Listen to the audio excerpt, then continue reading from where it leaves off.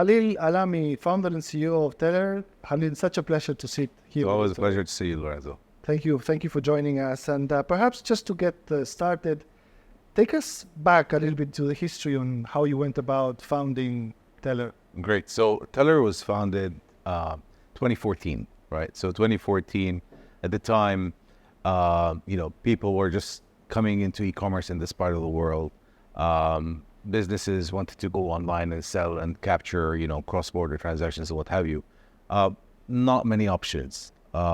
Pretty standard options, similar to PayPal, some maybe payment gateways from the West, all at very expensive pricing, and if not, no customer service whatsoever.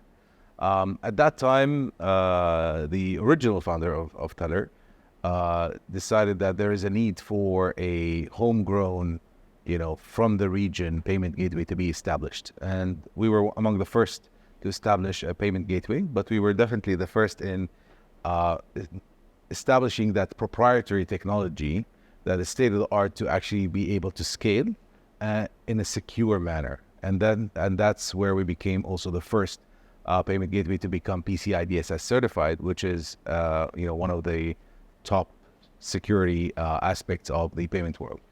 And from there, we started growing with our merchants, with our merchant base, and looking at trends and different innovations, and continued that journey in order to deliver what we are today. What would you say is the one key thing that you've done at the beginning of this journey that kind of made the difference to it all? Did you rely a lot on one specific sector in itself? Was it something to do with your technology? What is it that made it for you? So I think the thing that sits well is we're segment agnostic. So we're not specifically, targeting a certain industry or what have you. But what we did was really focus on startups. And, being in Dubai, as you know, it's the bedland of all startups, and that's where most of the startups in the region start from, especially back in the day. And that's what we focused on. So we built it in a way where it's simple enough. With one single integration, you get everything that you need from a payments perspective. And this is how we focused our business on, catering for startups, expanded a little bit into SMEs, and then that's really our bread and butter, is startups and SMEs. In terms of the technology that you implemented, is something key that also made a difference, technologically speaking, to what Teller is? Yeah, I think, when you talk to companies and entrepreneurs, they're not technologically savvy, right? They're not programmers. They're not. So what we did is we kept it as simple as possible. Yeah. In order to make it a single API, gives you all the payment methods, all the services that we have. And if you don't want to go through that integration, we have, plug and play SDKs that you can just, next, and you're connected. So I think that's how I like to use the phrase, keep it simple and stupid. Yeah. So anybody can do it. Yeah. And that's what we did. So take us through the process. Let's say I'm just set up an e-commerce company. I want to get connected to a payment gateway. How does it work? What do I need to provide in terms of documents? Okay. So for a UAE business, right, you need to have obviously a trade license, a valid trade license, and a bank account for us to be able to deliver and settle those transactions that you're going to process.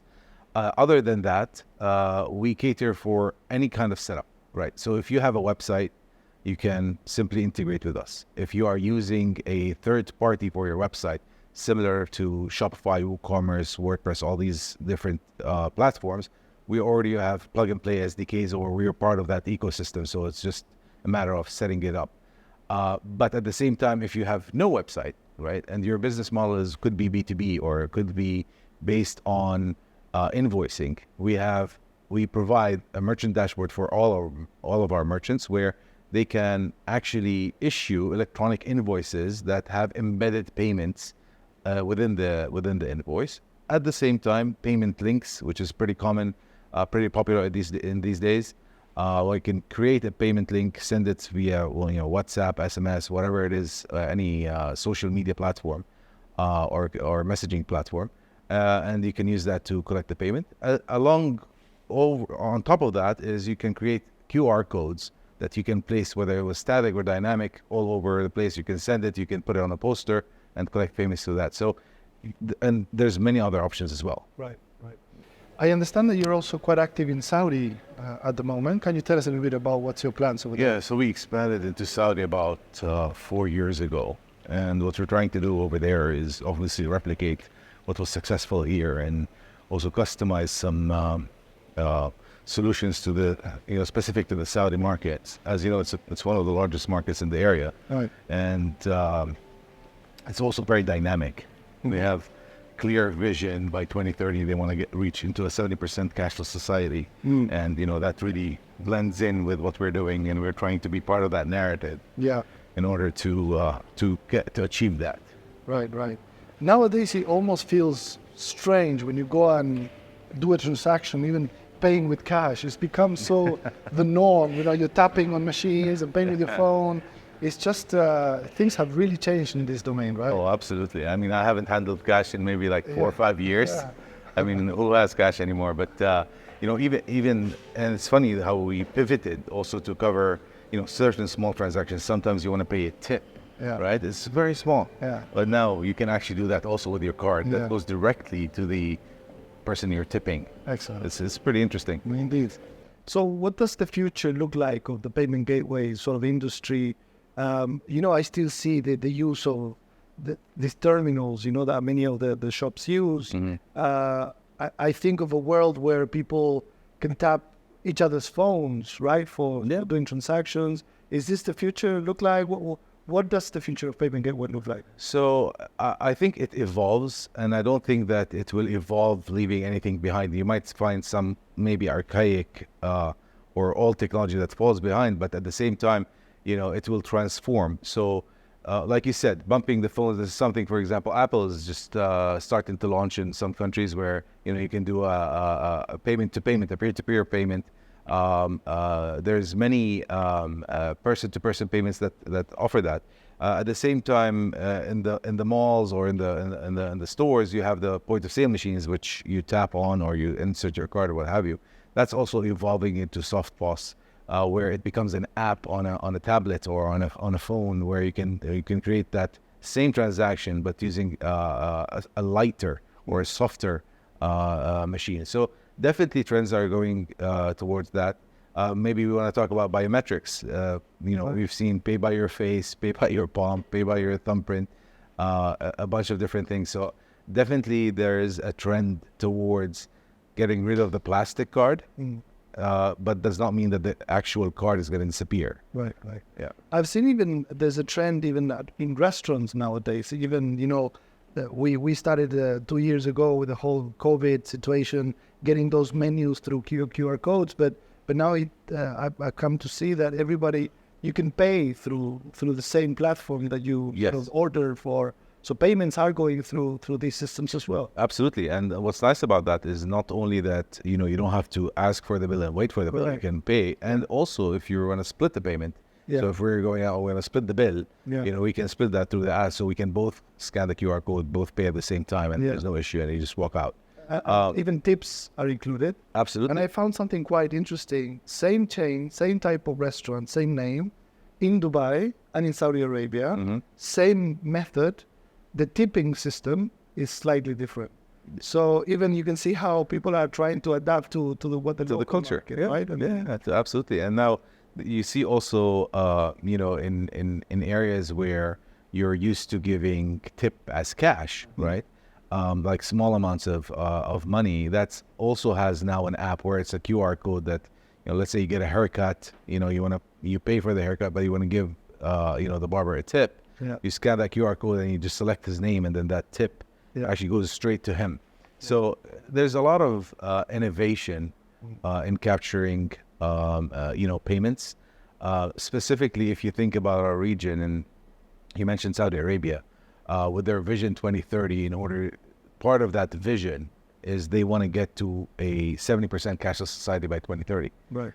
And you cannot get there without that innovation. So that's on track. Also, you look at the UAE, and they have a similar vision of getting to a certain, percentage of being cashless economy. Yeah. and that's also transforming. So each country in the region has its own vision or direction, going into at the end similar objectives of becoming cashless in some sort of way. By when do you feel Dubai, the UAE, will become completely cashless? I don't think it'll ever be. I don't think any country will ever be cashless at any point in time. You will always have to cater for there. There is certain segments that are hard to capture in trade and move them away from cash, but at the same time, it'll be interesting to see when technology or the fintech industry catches up with that innovation in order to cover and cater for that. Right. So is it going to be in the next 5 years? I don't think so. It's going to take a while, but are we going to be above 70-80% of cashless? Absolutely. Excellent.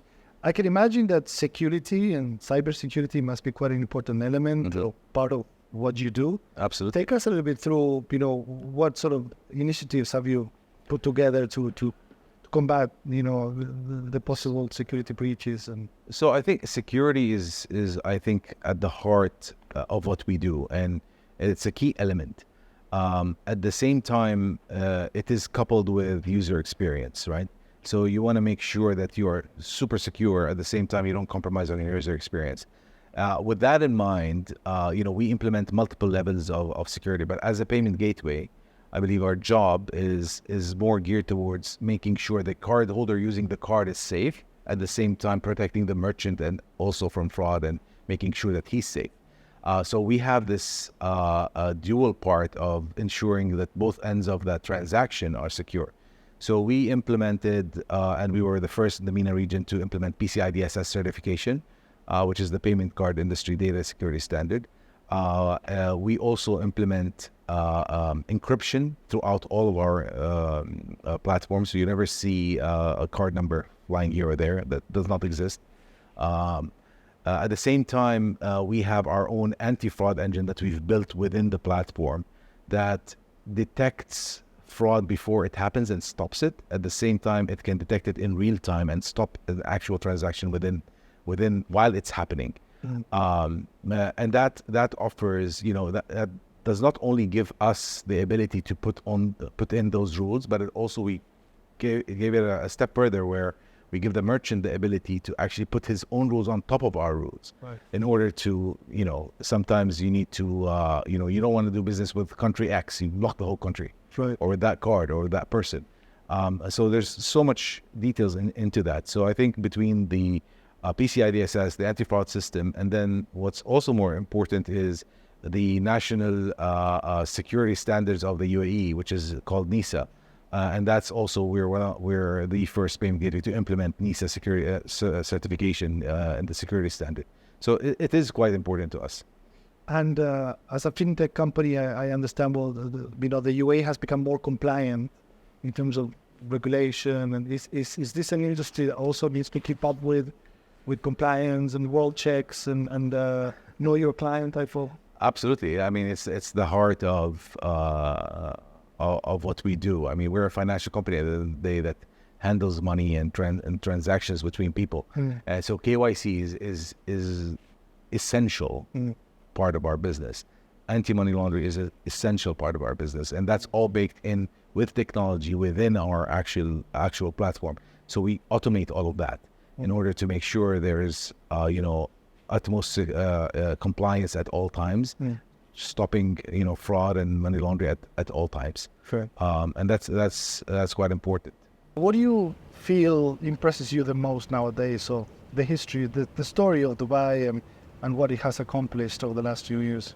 It's definitely a success story. It's some people tell you, oh, it's about the money. It's not about the money. I think it's more about the vision. It's about delivering the vision over the past years. And what's nice about Dubai and what surprises me the most is, I guess, that you feel that there's something new brewing every few months. You leave for a vacation or a summer vacation, let's say a month or so, you come back and there's something else coming up or happening, and that's really part of the ability to make the city the hub or the heart of this whole area, and probably one of the top cities in the world. They always seem to be one step ahead of the curve type absolutely. of thing, right? There's Absolutely. always something that they're It's that working vision. on that is Yeah. ahead into the future. Yeah, I think it's that vision. The vision is just amazing. Yeah. And the direction of how you deliver this vision Yeah. is just phenomenal. Well, you were part of the whole fintech boom that the world witnessed when you were launching, and especially the UAE. How do you feel about that the sort of period of time that we went through in terms of the fintech boom? And are we still at the cusp of things when it comes to fintech? Is there still more room to grow? We know about the incredible push that AI has had over the last few months. How do you combine all of these elements? So fintech, I would say, is relatively a new buzzword, right? It's always been financial services. I've been in payments for over 20 years, and just recently it became fintech in the last decade. But what I would say is that does it stop? No, it does not, because fintech, there's a technology part of that, and that technology keeps evolving with the trends, with innovation and what have you. So I don't think we're there yet. I think it's ever evolving, and I don't think there is a place to arrive at. Yeah. But definitely, with the pandemic that came, that definitely accelerated things in order to push businesses and people into a non-face-to-face transaction where you can. And that's really at the heart of what we do. So we enable merchants to accept payments from customers without having to see them, and that's really what a digital payment is, or cashless transaction. So yeah, with that in mind, come the pandemic, that accelerated the mindset. Yeah. So you had people that would barely use a card now wanting to. Any payment method that does not they don't have to interact with the cashier, and that pushed them to learn on how to use a card, how to tap a card, and how to move into like Apple Pay and all that stuff. Right. How do you feel about the sector on how Dubai and the UAE is helping the startup community? You were part of that journey. You are considered one of the UAE's flagship startup stories. How do you feel about the support that is being given in the ecosystem? Listen, when we started, Dubai just made sense. Dubai is a very dynamic city. What's more important about it, it's located in a sense, not just geographically, but it's located as the hub of trade and business in this region. So that's important. At the same time, there's a lot of push towards or cradling for technology companies, for a dynamic regulator with dynamic regulations that listens, that interacts, that looks at the economy and sees where we're supposed to go. So we are very lucky to be part of this ecosystem, and there's a certain vision that is obvious to all where we're going, and that's we're part of that story, and I think that's important, and I think we are very lucky to be part of the Dubai story. Excellent. Well, going forward, let's say 5 years from now, what would you like to see Teller? What are some of your KPIs going forward, and where do you stand, more or less, if you can give us some data in terms of number of users, and where do you see yourself in the next 5 years? So right now what we're doing is we're operating in the UAE and in Saudi Arabia. I think, obviously we started here and we expanded into Saudi Arabia. Over the next 4 or 5 years, we're focusing on expanding that footprint, making sure our market shares increase in both markets. We have, an ever-growing payment method portfolio of we keep growing that and making sure that it's it's with the times, with whatever new trends. So we're very excited about launching the acceptance of JCB online from Japan. We added a new wallet in Saudi Arabia called YourPay. So that's also ever growing. So 5 years from now, expanding the geographic footprint, maybe spill over into a couple more countries in the region. But even with that, we still cater for merchants in over 11 markets. So I think that's where we're going. Do you see yourself diversifying into other areas of this sort of payment gateway side of things?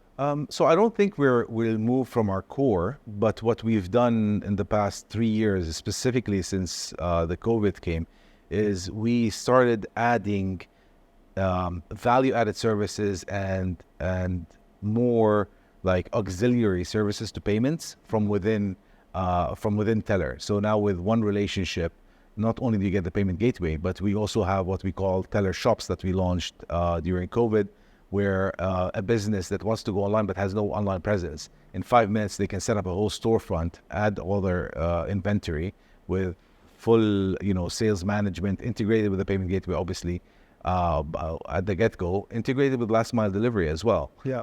So that whole ecosystem is there.